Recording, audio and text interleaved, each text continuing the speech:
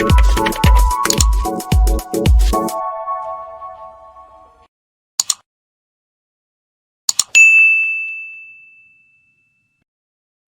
ុំបាទសូមធ្វើការអនុញ្ញាតជម្រាបសួរទៅកាន់ពុកម៉ែបងប្អូនអស់លោកស្រីអ្នកនាងកញ្ញាជាទីមេត្រីនៅថ្ងៃនេះខ្ញុំបាទសូមបំណុំអារម្មណ៍ពុកម៉ែបងប្អូនមកតាមដានស្ដាប់អំពីចុកយេតារិស័យហោរាសាស្ត្រប្រចាំថ្ងៃដែលខ្ញុំបាទតែងតែធ្វើការដកស្រង់និងអានជូននៅក្បួនហោរាទស្សទាយចិនសាដែលល្បីឈ្មោះដោយលោកគ្រូដងដៃលីនដូច្នេះសូមពុកម៉ែបងប្អូនធ្វើការ comment លេខសំណាងនិងសាធុចំនួន3ដងរួចសូមធ្វើការ share ចេញភ្លាមដើម្បីទទួលលាភធំចូលផ្ទះនិងសំណាងតាមជាប់ខ្លួនរហូតដូច្នេះកុំឲ្យខាតពេលយូរសូមតាមដានស្ដាប់ជាមួយខ្ញុំបាទ30 TV ដូចតទៅ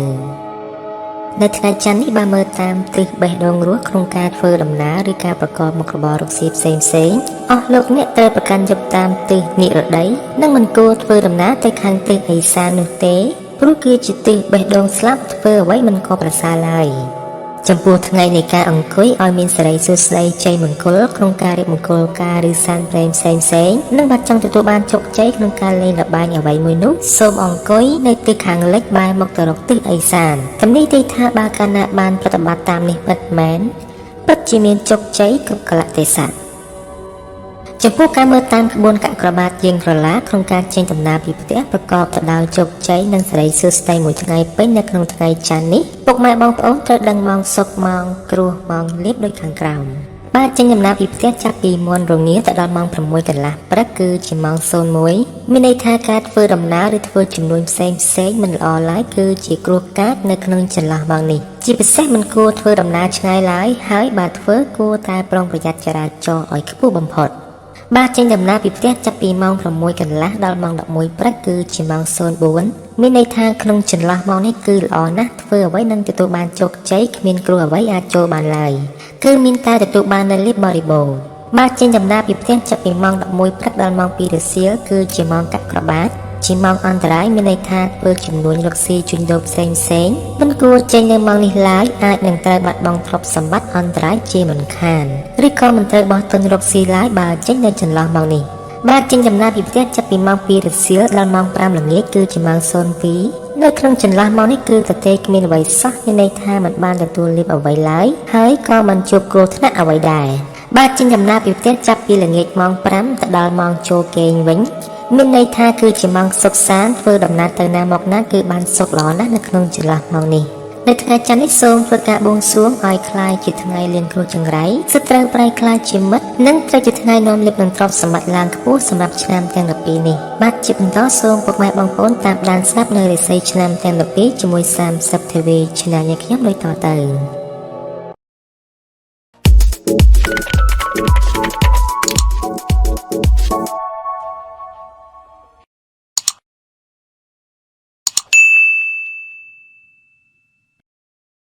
ឆ្នាំជូតកណ្ដុរនាំលីបអុកញ៉ាចិញ្ចឹមមានសំណាងឈ្នះអស់មានសត្រូវហើយបើប្រាថ្នាអ្វីនោះគឺតែងបានសម្រេចនិងអនាគតបានក្លាយជាសិទ្ធិកាបតីឬក៏អភិជនជាន់ខ្ពស់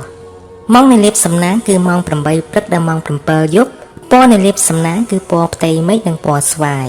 លេខនៃលៀបសំណាងគឺលេខ 45 និងលេខ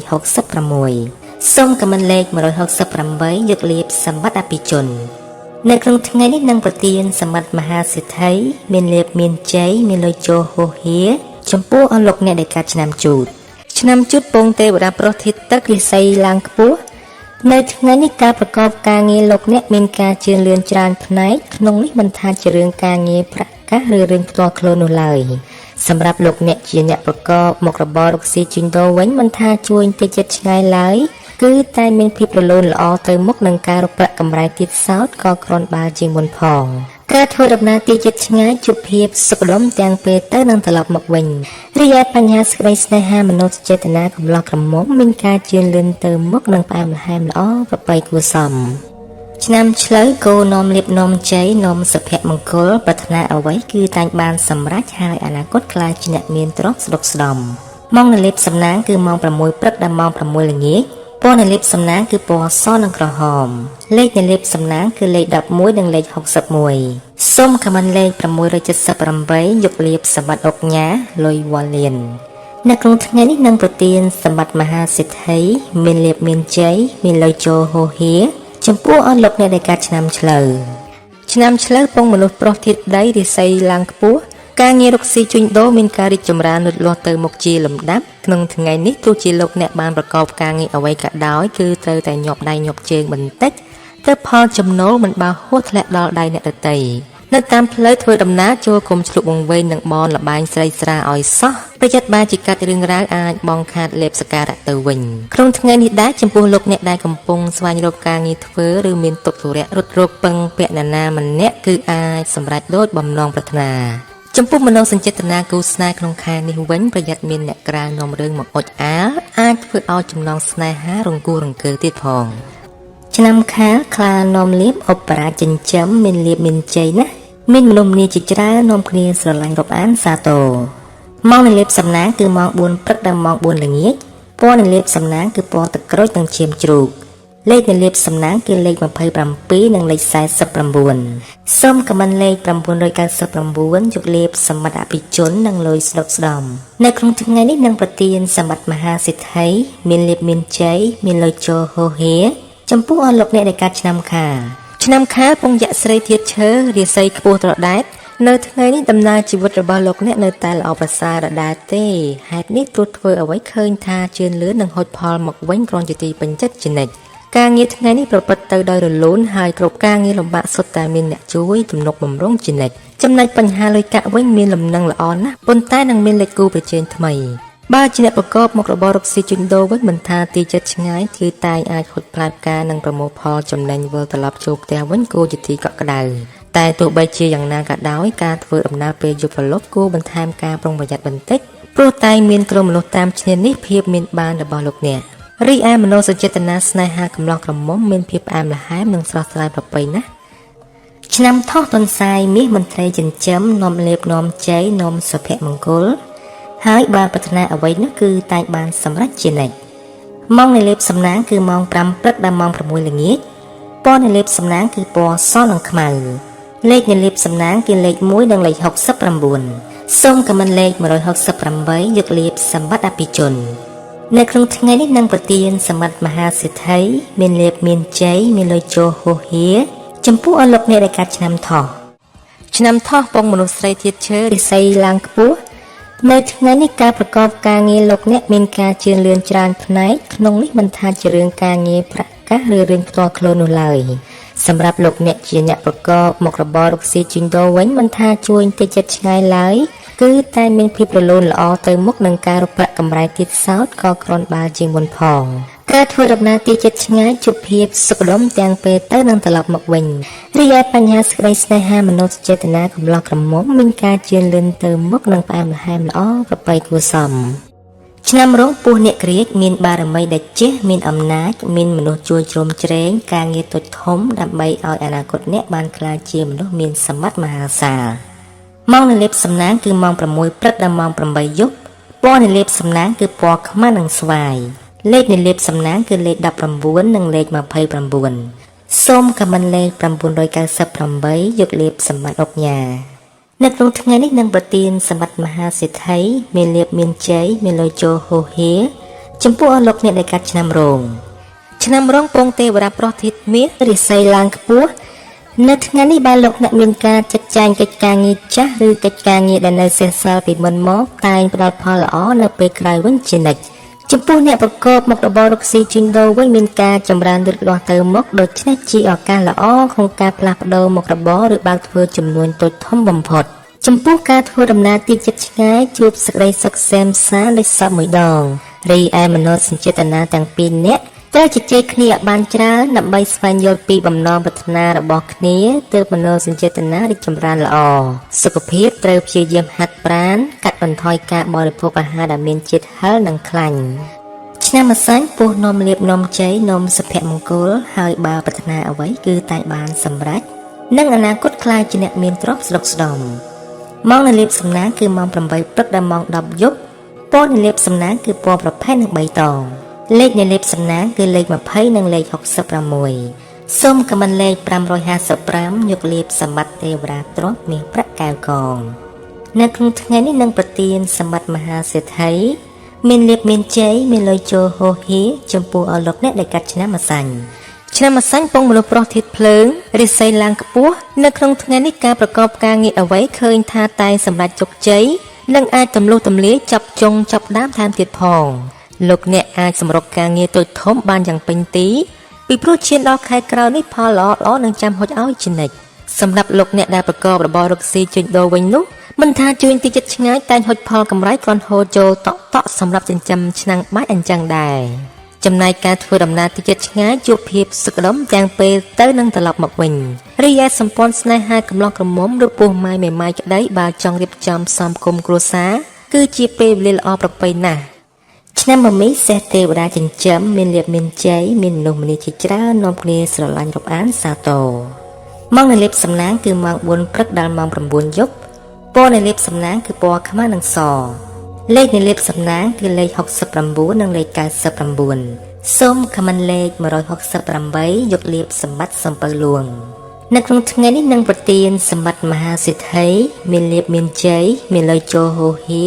ចំពោះលោកអ្នកដែលកាត់ឆ្នាំមមីឆ្នាំមមីពងទេវតាស្រីធាតុភ្លើងរាសីឡើងខ្ពស់ការងាររកស៊ីជួញដូរមានការរីកចម្រើនលូតលាស់ទៅមុខជាលំដាប់ក្នុងថ្ងៃនេះទោះជាលោកអ្នកប្រកបការងារអ្វីក៏ដោយក៏អាចទទួលបានផលសម្រេចសមតាមបំណងប្រាថ្នាទាំងអស់ព្រមទាំងត្រូវបានបងប្អូនញាតិសន្តានជួយជ្រោមជ្រែងយ៉ាងពេញទំហឹងទៀតផងបុគ្គលិកកម្មករដែលបម្រើការងារនៅតាមក្រសួងមន្ទីរក្រុមហ៊ុនឬរោងចក្រនានានឹងបានទទួលការកោតសរសើរនិងជឿទុកចិត្តពីចៅហ្វាយនាយព្រមទាំងបានការប្រគល់តួនាទីនិងការងារសំខាន់ឲ្យលោកអ្នកកាន់កាប់ជំនួសទៀតផងរីឯមនោសញ្ចេតនាស្នេហាកំឡោះក្រមុំទោះមានការស្មុគស្មាញបន្តិចក្តីបើលោកអ្នកធ្វើការដោះស្រាយគឺតែងជួបផលសម្រេចជានិច្ចឆ្នាំមួយម៉ែប្រពេមាសមន្ត្រីចិញ្ចឹមធ្វើកិច្ចការអ្វីមួយអ្នកតែមានកំណត់ជ្រះថ្លាហើយបើប្រាថ្នាអ្វីមួយគឺតែងបានសម្រេចជានិច្ចម៉ោងនៃលេបសំណាងគឺម៉ោង4ព្រឹកដល់ម៉ោង6ល្ងាចពណ៌នៃលេបសំណាងគឺពណ៌បៃតងនិងក្រហមលេខនៃលេបសំណាងគឺលេខ77និងលេខ99សូមខមមិនលេខ899យកលេបសម្បត្តិការបដីជាន់ខ្ពស់នៅក្នុងថ្ងៃនេះនឹងប្រទានសម្បត្តិមហាសេដ្ឋីមានលេបមានជ័យមានលុយចូលហូហៀចំពោះលោកអ្នកដែលកើតឆ្នាំមមែពងទេវតាស្រីធាតុមាសរាសីថ្ងៃនេះឡើងខ្ពស់ត្រដែតការងាររកស៊ីជួញដូរមានការរីកចម្រើនលូតលាស់ទៅមុខជាលំដាប់ក្នុងថ្ងៃនេះទោះជាលោកអ្នកបានប្រកបការងារអ្វីក៏ដោយគឺត្រូវតែញាប់ដៃញាប់ជើងបន្តិចទៅផលចំណូលមិនបើហួសធ្លាក់ដល់ដៃអ្នកដទៃ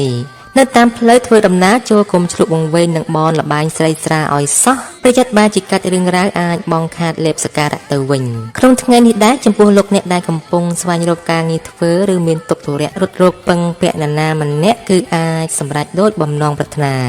ចំពោះមនោសញ្ចេតនាគូស្នេហ៍ក្នុងខែនេះវិញប្រយ័ត្នមានអ្នកក្រាលនាំរឿងមកអុចអាលអាចធ្វើឲ្យចំណងស្នេហារង្គោះរង្គើទៀតផងឆ្នាំមុខស្វាសេដ្ឋីចិញ្ចឹមមានប្រាជ្ញាឆ្លៀសវៃមានគំនិតភ្លឺថ្លាហើយអនាគតខ្លាយជាអ្នកមានទ្រព្យស្រុកស្រំម៉ោងនៃលេបសំណាងគឺម៉ោង7ព្រឹកដល់ម៉ោង7ល្ងាចពណ៌នៃលេបសំណាងគឺពណ៌ទឹកក្រូចនិងក្រហមលេខនៃលេបសំណាងគឺលេខ77និងលេខ89សូមខមមិនលេខ888យកលេបសម្បត្តិអភិជននៅក្នុងថ្ងៃនេះនឹងប្រទានសម្បត្តិមហាសេដ្ឋី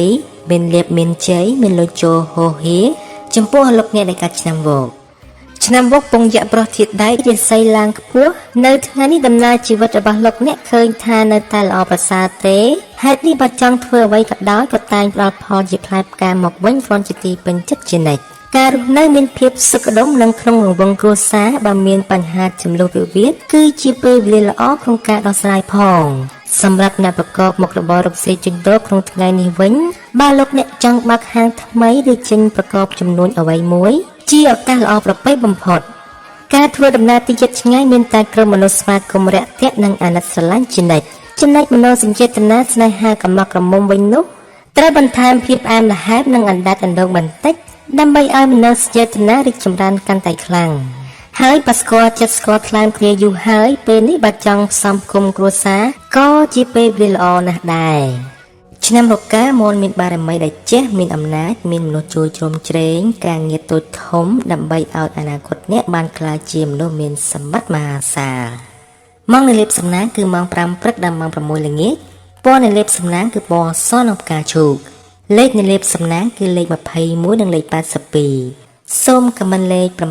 779យកលៀបសម្បត្តិដែលមានជាន់ខ្ពស់នៅក្នុងថ្ងៃនេះនឹងប្រទានសម្បត្តិមហាសិទ្ធិមានលៀបមានជ័យមានលុយចូលហូហៀចំពោះអស់លោកអ្នកដែលកាត់ឆ្នាំរកាឆ្នាំរកាពងយៈប្រុសធាតុដែកយាសីល្អជាមធ្យមក្នុងថ្ងៃនេះទោះជាលោកអ្នកប្រកបការងារអ្វីក៏ដោយចូលគុំធ្វើប្រហែសឲ្យសោះជាពិសេសមុនពេលចុះហត្ថលេខាឬព្រឹត្តស្នាមមេដៃលើលិខិតស្នាមផ្សេងតោងចេះពិនិត្យពិច័យឲ្យបានល្អិតល្អន់ទើបមិនមានការភ្លៀងភ្លាត់ក្នុងថ្ងៃនេះដែរបើលោកអ្នកមានការនិយាយស្ដីអ្វីតោងតែមានការប្រយ័ត្នមាត់បន្តិចព្រោះកាលបើមានពាក្យសម្ដីនិយាយប៉ះពាល់ដល់សិទ្ធិអ្នកដទៃតែបន្តិចអាចកើតជារឿងចំនួនចំពោះគូស្នេហ៍ប្រយ័ត្នមានអ្នកក្រៅនាំរឿងមកអុចអាលឆ្នាំចសំណក់នំលៀបជួបតែរឿងល្អៗក្នុងជីវិតមានលៀបសំណាងជួបតែមនុស្សជួយជ្រោមជ្រែងសម្រាប់រាល់ក្តីបំណងម៉ោងនៃលៀបសំណាងគឺម៉ោង6ព្រឹកដល់ម៉ោង6ល្ងាចពណ៌នៃលៀបសំណាងគឺពណ៌សក្រហមលេខនៃលៀបសំណាងគឺលេខ11និងលេខ61សូមខមមិនលេខ168យកលៀបសម្បត្តិមហាសិទ្ធិ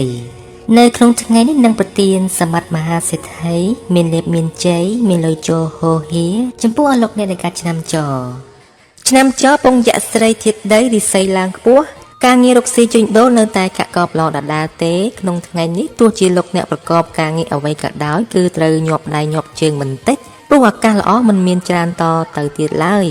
ហើយក៏មិនត្រូវមានចិត្តស្ទាក់ស្ទើរផងដែរព្រោះបើសម្រេចចិត្តថាត្រូវធ្វើហើយគឺត្រូវតែធ្វើឲ្យអស់ពីកម្លាំងកាយចិត្តទើបមិនបងខាតពេលវេលាឥតអំពើ